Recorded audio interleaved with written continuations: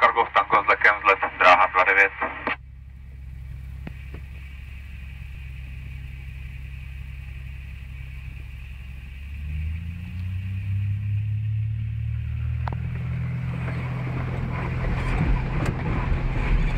Umíš to s tím letadlem, když tak? Jo, umím. nevěděl, ale... Jasně. A mám za sebou příručku. Akorát bychom tady museli otevřít kabinu, abychom se na ní dostali.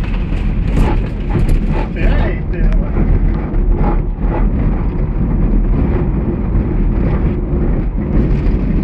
Viděl jsi to? Ne, co? Se zvedly ty písmena. Jo, tak to Málem je... jsme do nich zahučili, ale těsně vedle.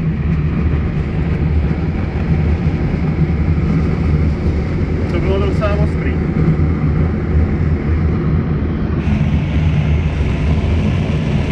Ale co to tady je, ale... Volavka nebo...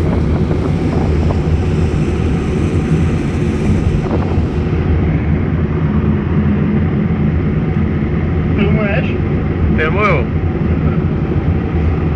Ty byly hustý ty písmena, teda jako. To nás minulo o půl metru.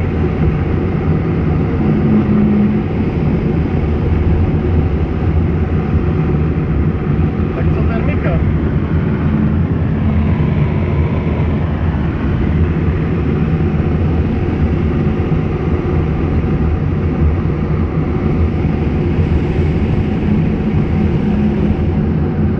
Tak tohle vypadá jako dobrý volej teda. To asi bude, no. Podle toho, co to dělá s tou vlečnou, Jo, nebo nedělá spíš, to přímo hází.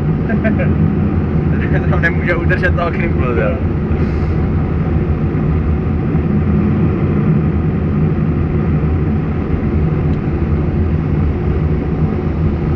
Vario je zaseknutý na maximum, protože tu má maximum 2 metry.